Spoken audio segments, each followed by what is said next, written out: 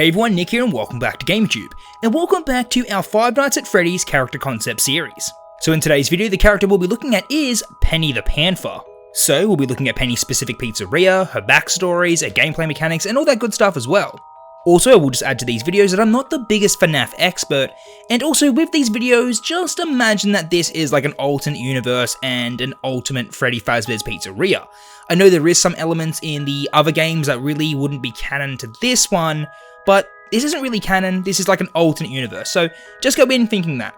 Also, we don't really expect any of the characters that we make to be included in the FNAF universe. These are just some cool fun stories we get to tell, and we hope you enjoy. And lastly, before we start today's video, if you could please consider leaving a like and commenting, as it helps out a lot and it's greatly appreciated. Also, don't forget to subscribe to GamerTube so you don't miss out on any of our future videos. Alrighty, well, let's take a better look into Penny the Panther.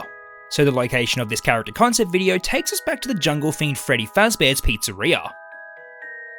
In our last video, we were introduced to Lester the Lizard, one of the twisted animatronics that had to be decommissioned after their jaws tragically locked shut on a child's arm. If you haven't already checked out that video, I suggest you do, as Lester will be featured in this video quite a bit. And also in that video, we went into a little bit more detail on the jungle-themed Freddy Fazbear's pizzeria. So, like we mentioned in that video, before Lester's tragic event, he was also joined up on stage by other animatronic characters. One of Lester's other animal companions was Penny the Panther. Penny the Panther was of course modelled after the large, dark jungle cats. The engineers gave her a rich dark purple colour scheme with bright yellow eyes. Her eyes were designed to be luminescent. During some of the kids' parties, when the workers would dim the lights, Penny's eyes would start to glow. That was a special feature that only Penny had. It played into the whole theme of her being a mysterious jungle cat and that she could see in the dark. Although Penny had a mouth filled with pointy teeth, the engineers still made her appearance more pleasing and friendly for all the children. With her bright pink bow and her rosy cheeks, this definitely gave her a much brighter and jollier appearance. Like all the other animatronics, Penny's body was made up of a soft felt-like material with internal stuffing that covered her cold metal endoskeleton. And just like Lester, Penny's head was made up of a dense foam rubber. So, as for the jungle band that performed up on stage for the children, we of course had Lester the Lizard, who was on the drums. And front and centre was Penny the Panther, who was the main vocalist of the Fazbear Jungle Band. She would sing multiple happy tunes on stage whilst Lester played on the drums. Penny was considered to be one of the crowd favourites. All the children loved Penny, and Fazbear Entertainment definitely capitalised on her popularity. They would always be sold out of all of her merchandise, including t-shirts, mugs and bottles, and of course the very sought after Penny the Panther plushie. But unfortunately, like all the other animatronics at Fazbear Entertainment, wear and tear gets the best of them. As time went on, Penny's happy and inviting appearance slowly turned into something much more sinister. Penny started to become dirty and stained with all the excess oil from her mechanic joints. The fabric around her fingers and hands started to slowly tear away. One of her hands lost all of its fabric completely, revealing the harsh mechanical joints that laid beneath the skin. The employees planned to have her hands repaired, but they put it off for quite some time. Little did they know that Penny's exposed mechanics and wires would lead to a troublesome event. One unfortunate day, Penny had a major malfunction during one of her shows. Now thankfully, this wasn't as serious as the incident with Lester, but it was definitely a frightening experience for some of the children. Whilst up on stage, Penny was singing her tunes when all of a sudden, the motor that powered her mouth went into overdrive. Penny's exposed hand managed to get wet when a cup of soda was thrown at her by a misbehaving child. A sudden surge of power caused her bottom jaw to move up and down at a rapid pace. The Fazbear employees couldn't cut the power supply, otherwise they'd risk the other characters malfunctioning as well. With all the friction from the rapid mouth movement, the fabric on Penny's bottom jaw ripped and shredded away.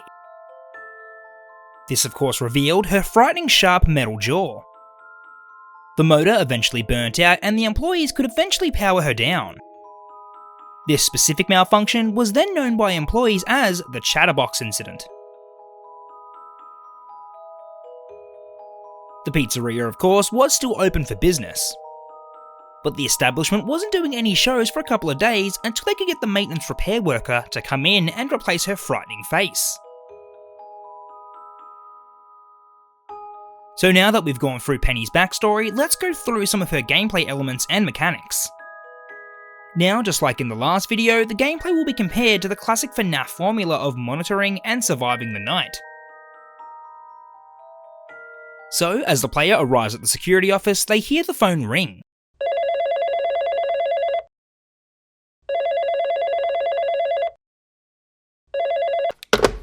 They pick up the phone and hear a voice on the other end.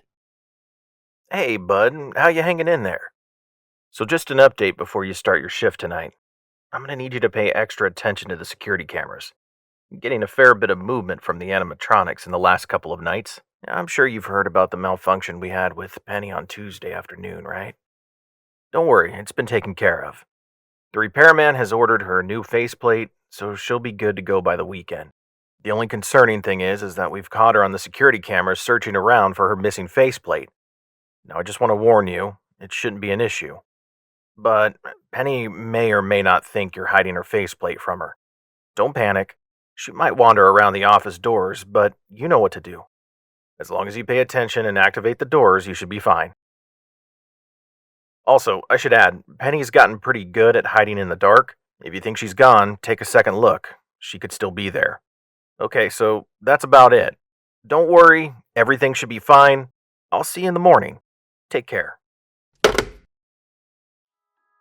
So like the phone call stated, Penny thinks the player is playing a game of keep away with her faceplate, and Penny will stop at nothing to get it back. Throughout the night, the player will have to keep an eye on the security cameras.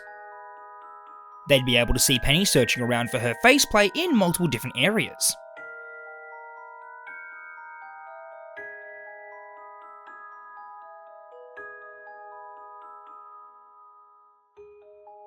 When Penny approaches the security office, she'd be a lot quieter than Lester's loud mechanical footsteps. In this gameplay segment, Lester would also appear just like the FNAF games and their multiple appearing characters. When the player sees Penny, they'd quickly have to activate the doors and lock her out. When they open back up, just like the voice on the phone said, you'd have to keep an extra eye out and see if she's still there. The player would be able to faintly see her in the darkness. Her dark purple material colour would help her out greatly when hiding in the shadows. This would also ironically link into her character being a panther and the idea of her stalking her prey. When in her hiding form, her attacks come twice as quickly.